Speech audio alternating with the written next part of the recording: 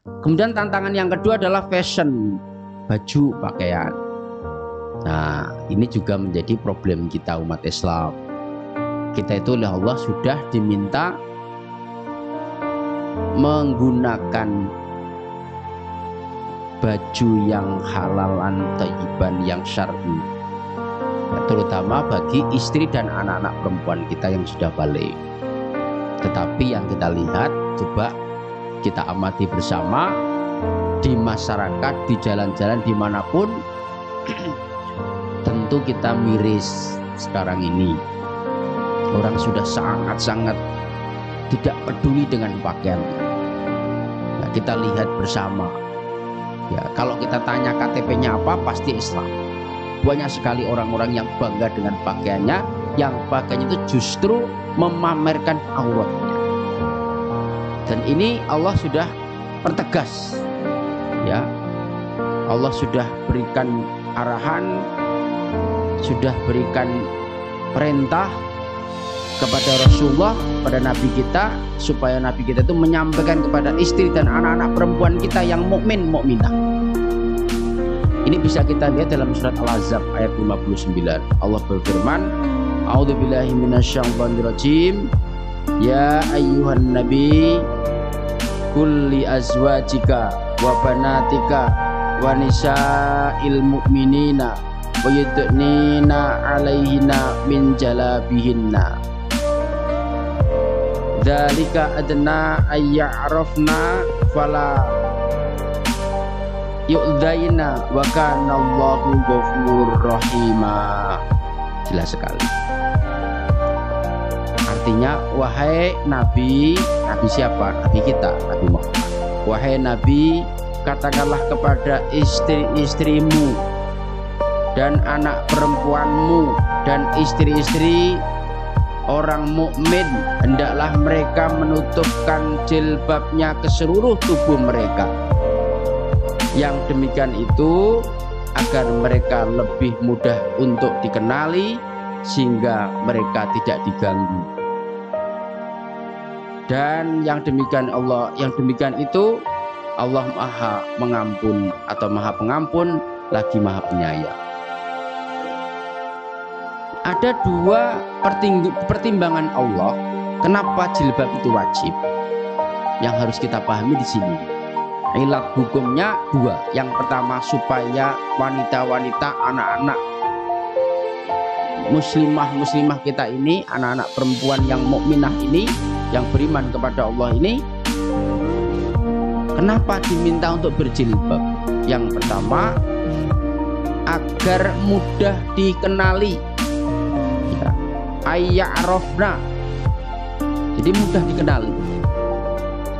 Simbol dalam agama itu penting para jamaah,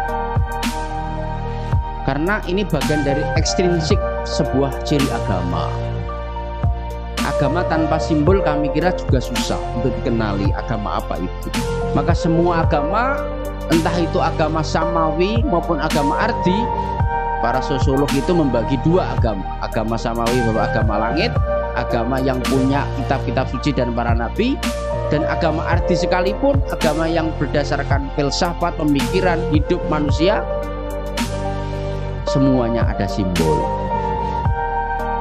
Islam, agama terakhir kita ini, banyak sekali simbol. Kalau di Jawa itu kopiah. Bagaimana kalau seorang itu ceramah tanpa kopiah? Itu pasti akan dicarikan. Pak Ustadz, saya carikan kopiah dulu. Ini simbol, tapi penting. Ya, Pak Haji sudah kondur dari haji, biasanya simbolnya apa? Kopiah putih. Biasanya, bukan berarti yang tidak haji atau belum haji nggak boleh pakai kopiah putih. Ya, itu simbol ini penting. Ya, wanita butuh simbol juga sebagai seorang muslimah agar berbeda dengan yang lainnya, maka jilbab. Itu. Jadi kalau seseorang wanita dia muslim, dia seorang Islam tanpa jilbab, susah untuk dikenali karena memang agama lain tidak mewajibkan jilbab. Maka dari sini ada perdebatan yang belum selesai atau bahkan mungkin tidak diselesaikan, sengaja tidak diselesaikan. Apakah jilbab itu budaya ataukah syar'i? Ya betul. Di awal sebelum Islam atau sebelum diwajibkan jilbab, ya sebagaimana surat Al-Ahzab ini, jilbab adalah budaya Arab. Dan tidak hanya jilbab yang menjadi budaya Arab atau kebiasaan orang Arab. Contoh adalah ketika bayi lahir, kalau kita menyebut sekarang akikoh, kalau sebelum Islam datang, ya menyembelihan hewan untuk anak laki-laki yang baru dilahirkan itu menjadi keumuman masyarakat Arab. Bahkan tidak cuma sekedar 2 kambing untuk laki-laki para jamaah.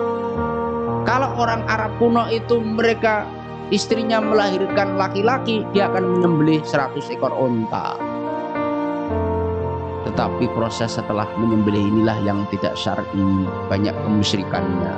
Yang seperti apa? Setelah menyembelih 100 ekor unta, darah dikumpulkan, si jabang bayi dimandikan pakai darah unta itu. Satu, salah. Yang kedua, dagingnya tidak diberikan kepada para orang fakir miskin, tetangga, saudara terdekat, tapi dagingnya dilemparkan ke Ka'bah. Daging dilemparkan, bawahnya pasir, kira-kira bisa dimakan? Tidak bisa dimakan. Mubazir, 2 yang dilarang Allah.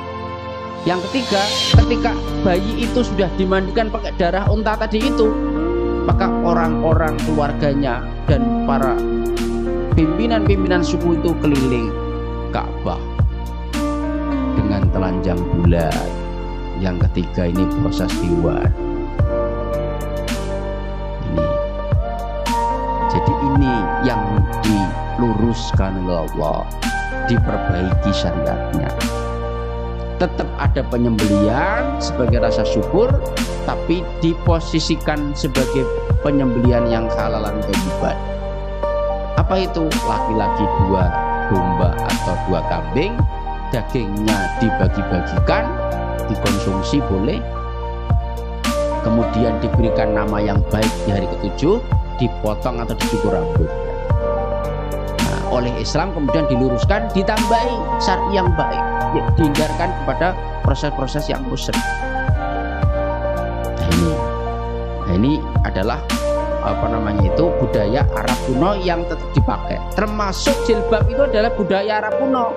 Orang-orang Arab kuno, wanita-wanita itu kalau sudah dewasa jilbab. Tapi jilbabnya bagaimana? Dia tidak menutup lengkap rambutnya. Dia hanya selubung hitam saja sampai ke bawah, dadanya kelihatan.